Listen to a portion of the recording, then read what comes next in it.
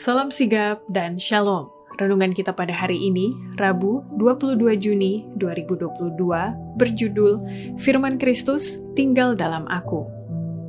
Ayat intinya terdapat di dalam Kolose 3 ayat 16. Hendaklah perkataan Kristus diam dengan segala kejayaannya di antara kamu, sehingga kamu dengan segala hikmat mengajar dan menegur seorang akan yang lain, dan sambil menyanyikan mazmur dan puji-pujian dan nyanyian rohani, kamu mengucap syukur kepada Allah di dalam hatimu. Pena Inspirasi menuliskan yang dimaksudkan dengan judul renungan kita pagi ini, Firman Kristus tinggal dalam aku, sebagai petunjuk bagi kita agar mengalami kasih Allah yang tiada bandingnya itu, dikarenakan yang lama sudah berlalu, dan supaya kita dengan penuh keberanian datang menghampiri tahta kasih karunia Allah adalah sebagai berikut. Pertama, tanda-tanda seseorang bisa berkata bahwa firman Kristus tinggal di dalam aku, bila mana ia siap selalu dalam menghadapi apa yang segera akan meledak di dunia ini sebagai suatu kejutan luar biasa dengan menyesuaikan kehidupan mereka dengan pengajaran-pengajaran Alkitab. Orang-orang Kristen harus bersiap menghadapi apa yang segera akan meledak di dunia ini sebagai suatu kejutan luar biasa. Dan persiapan ini harus mereka adakan melalui belajar firman Allah dengan tekun, serta berusaha menyesuaikan kehidupan mereka dengan pengajaran-pengajarannya.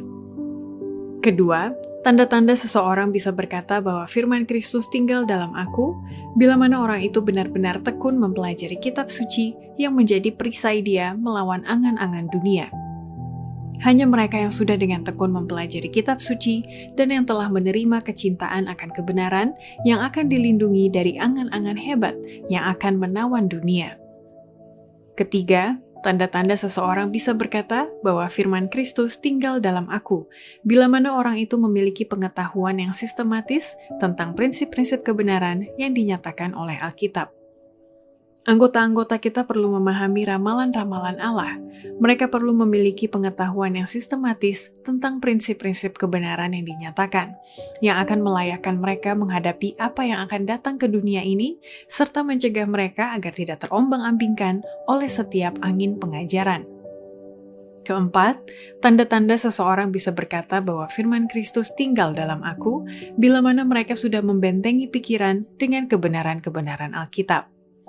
Tidak ada yang tahan berdiri selama pertarungan sengit yang terakhir, kecuali mereka yang sudah membentengi pikiran dengan kebenaran-kebenaran Alkitab.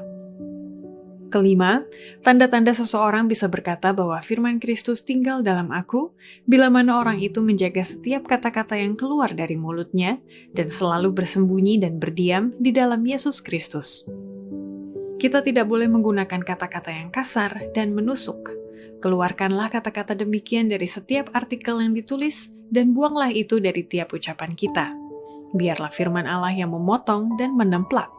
Hendaklah manusia yang fana bersembunyi dan berdiam di dalam Yesus Kristus.